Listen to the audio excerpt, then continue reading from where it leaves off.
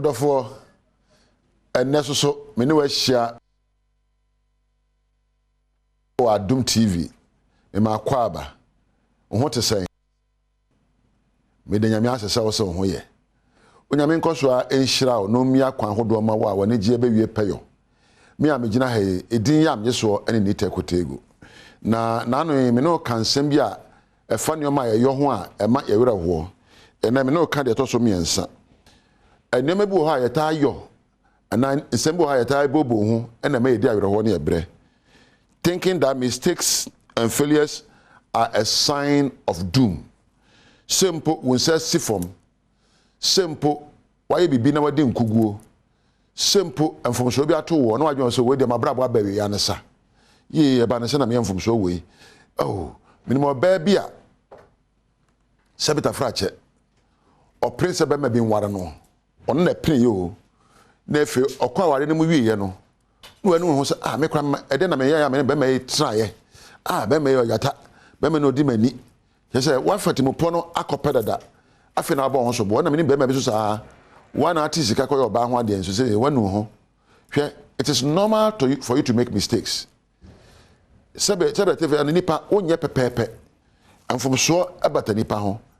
Na mmom oyamfom so a entremu emmobo mfom so no ho.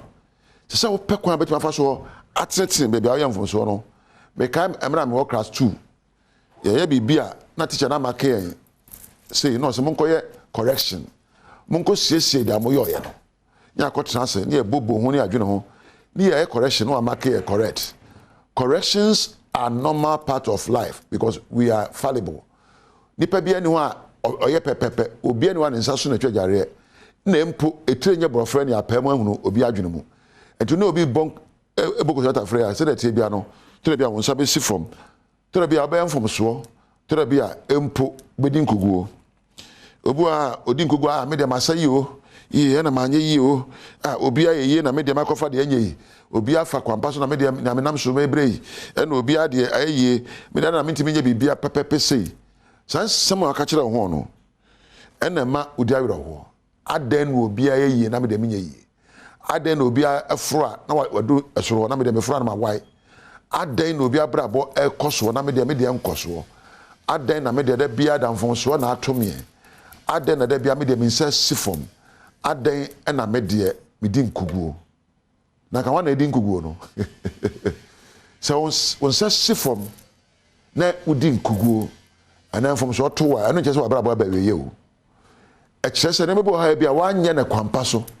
ye se wo sua se de ba ye no obi ani ho a odi nkunimu a wani nkuguo da na mo suahu na osua wo nkuguo mu no ena ma otumpo ye ni pa de afonsho wo ye ho woni a ye ni won di akoni aban afonsho wo no ho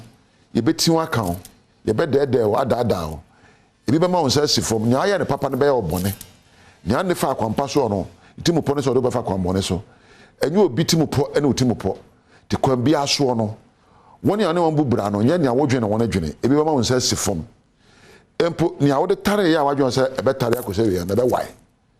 enkuguo beba amfomso beba ahwase beba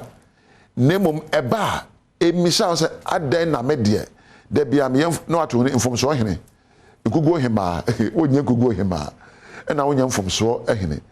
na wonye obi a yede wode de bia wonse besi fom yese wo trase na bisa ho se ede ne ba ya me di enkuguo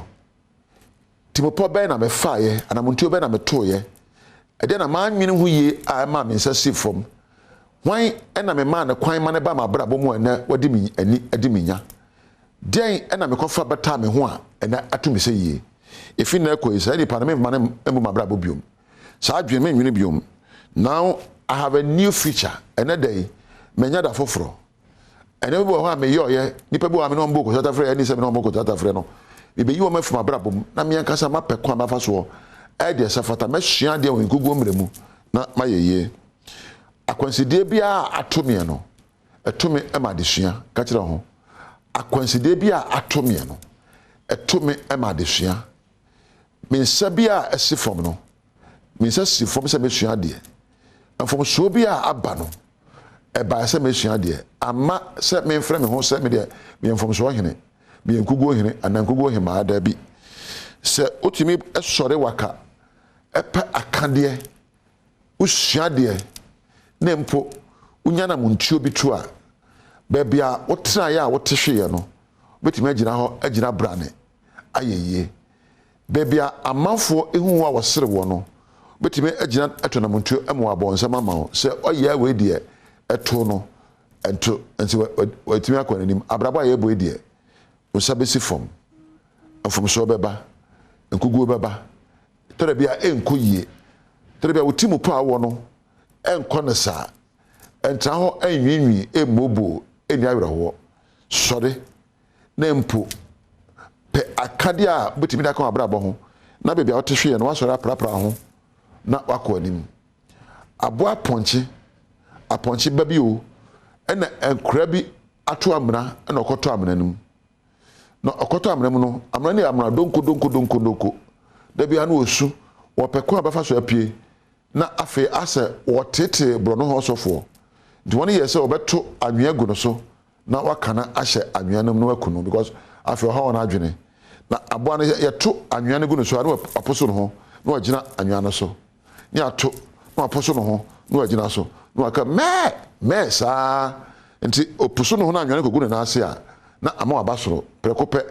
anwea no ba so na uhuri epie yeto bo wa poso ho me ma na ntare wo ho obi na ka asem bi a enye kire wo obi na ka de enye a ensem fata kire wo mama ana obi ena ma won sase fom poso ho me ma na na adwendwen wo wadwen poso obi na ka ase wo de wonye yie me ma na nya obi na ma won sase fom adwuma mu abrabo mu na ware mu me ma na nya poso ho na gina so na sinkete na se de tie bia no adwen foforo abefa no be mo watwa na monto foforo ujira kane ne omane mu a woda ne kane nipa na wotwa na monto foforo a woda ne nipa foforo ene de ya medija won se emfa ho de ato wo emfa ho bebia won sasi fom emfa ho ne ofo se wanya wo emfa ho fom so ba abrabo mu ne ato wo bia no betimi apa no aduro asode afrimu se wo sesa se da obu ho atemfa se wo se wa no kasa ne wotimu pokasa ne mpo opa akade na ope emwa firi obi onim ho papa me sase fom bo ame papa anko yie dia na metimi ayo pe obi ono so wo suahunu a wo nyansa obetimi ahye wo nkuran ne mpo bebia kan se ka waka ho no wo so be sore etona muntu akọ anim onipa se da tie bia no fom so ho se da tie bia no nya se da apɛ na abenya no se da tie bia no sa be si fom se da tie bia no obedi nkuguo na nkuguo mu na yegina nya yedie afom so ba ye pe nyoma betu aye na sakra mu o se si fom a enyina ho enye ense katandam sode na poso ho sa abo na me kire wo no na ko anim aha na me do besie edin ya me so ye ni tekotego na ya me de se wonya amre etie mie onyame enhyira wo wakina ebehia